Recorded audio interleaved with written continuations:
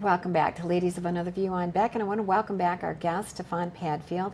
He is with the Free Enterprise Project. Now, that is with the National Center for Public Policy Research, and if you go to nationalcenter.org, they have a lot of good projects, and they're trying to normalize the business world where it's become so political.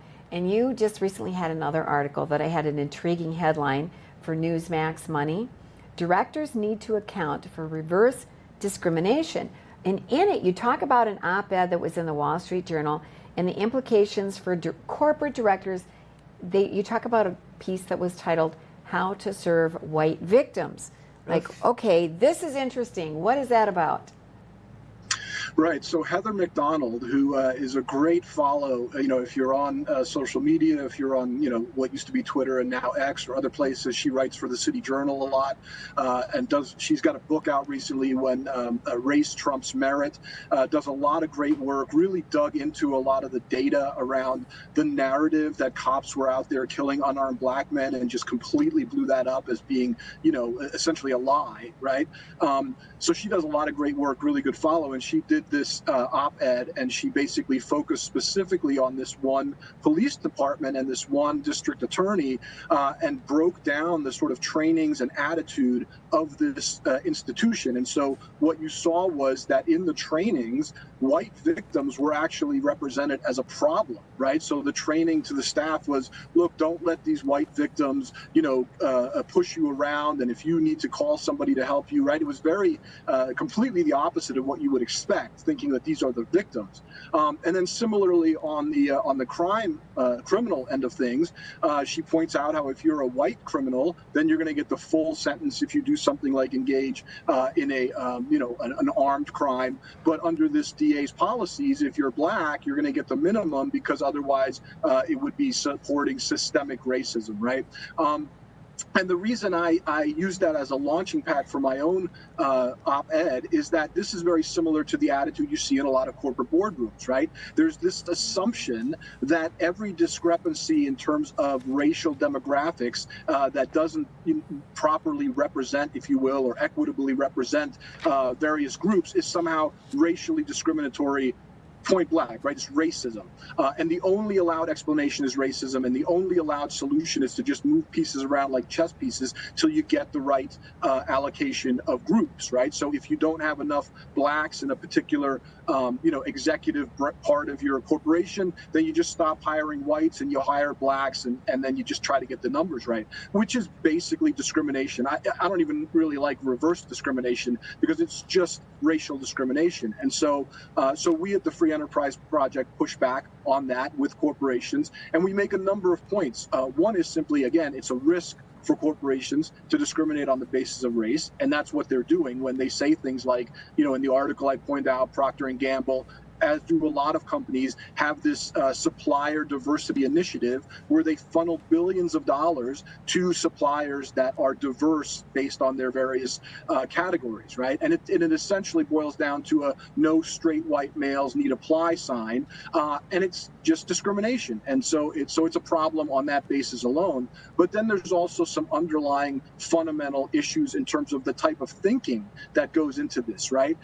The idea that every place where we see racial discrepancies compared to the overall population in terms of the numbers, that is simply racism, full stop, and that no other explanations are allowed, and therefore no other costs are allowed to be considered. It's just wrong, right? And there are very good explanations for what's going on, and there's a lot of better solutions for the problems that we have in terms of equity.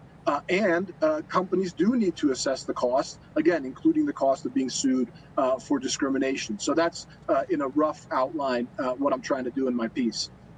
So I feel sorry for companies that are being established now. It's like, I don't even know how they determine what a victim is anymore. I mean, I don't have an Archie Bunker to say something that makes you, your eyes pop out. There's no one identifying the bully in the room, and there's no one that's able to keep up with how quickly this is changing, because the definitions really are not staying the same anywhere across the board. So how do you know when you're doing it wrong? Right. There's a lot of great points that you just made. I think one is that certainly one of the criticisms of the radical left, and I want to make a quick point. I was thinking about this before coming on. I try to really always call the people that we're fighting here radical leftists. I don't call them progressives because nothing they're doing is making progress. It's actually devolving us back to this sort of tribal racial warfare. They're not liberals because liberals don't silence people, right? They encourage free speech. Unfortunately, these terrible images that we're seeing coming out of Israel right now, liberals don't celebrate that, right? It's the radical leftists that do. So I don't call them progressives. I don't call them liberals. I call them radical leftists, right? So these radical leftists, their identity-based grievance narrative, it's never ending. There's always another intersectional way to slice the groups. And if you follow that all the way down the path, it ends up eating up everybody, right? It's basically, I think Chris Rufo does a great job in his new book, Cultural Marxism, of pointing out the end stop here is nihilism, right? Just the absence of really any meaningful substance at all. So that's one point, is that there's this baked in confusion around where the line drawing is, and that eventually everybody gets swallowed up in this in a negative way.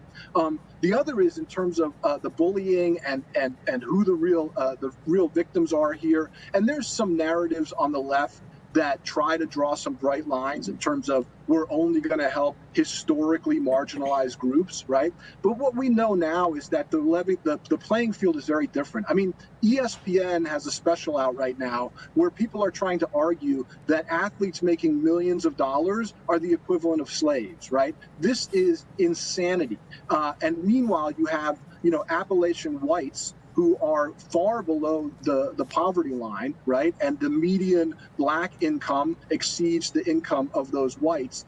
So it's just problematic in so many ways, which is why, again, we at the Free Enterprise Project, one of the things we do is we try to push these companies to say, look, if you're going to start doing all this, superficial characteristic diversity, then you need to assess the costs, right? And one of the things we found that's very interesting is when the left puts in proposals to say you need to account for the costs of discrimination against historically marginalized groups, everybody seems to be behind it. And when we put in a proposal and say you need to do an inventory or an assessment of the costs of discriminating racially to try to address those concerns, nobody wants to support that. It's essentially the exact same proposal.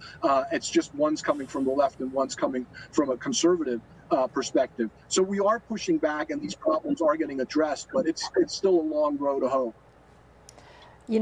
All this that you're saying, I think back to when affirmative action came in, and that was supposed to solve everything. True. And look where we are now today. And I for a while I was saying reverse racism, and people told me you can't say that, and I said, well, why not? If whites are being persecuted, and it's like, no, if you're white, you can be racist. If you're any other, nobody can be racist to you.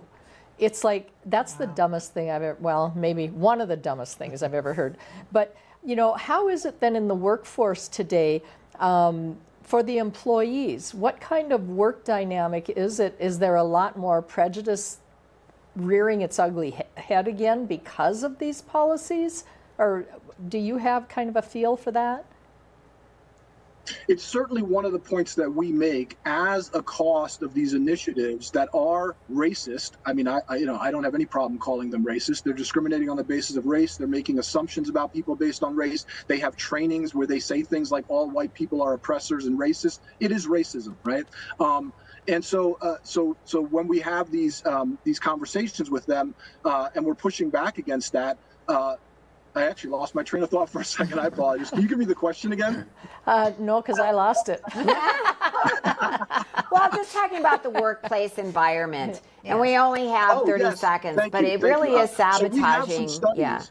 Yeah, we have some studies that show that when you do this really heavy push with diversity training and so forth, that you actually get a negative reaction, right? People don't like being called racist. They walk out of those trainings angry, right? And they feel like they can't speak openly. So there is a real cost to this racializing, this neo-racism that we see in the name of diversity, equity, and inclusion. And that's something that companies need to start doing a much better job of accounting for. You know, I've listened to minorities say, we do not want our children to be taught, you're a victim. You're a victim. They're the bad guys. Because it actually holds them back. Because if you have a victim mentality, and a lot of times people succeed just because somebody believed in them, and there's no reason you can't do this. And we have had people from Project 21 on, very conservative, successful black men and women who said, I've not been discriminated against. My race has not held me back, and I don't want you telling me that I'm a victim, and I don't want you telling my kids that they're victims. So it really is. I'm glad you're out there trying to talk some sense into the business world. Thank you for talking with us today and our viewers. We really appreciate it. I know we'll have you on again sometime, Stefan. Thanks so much for having me. It's been great.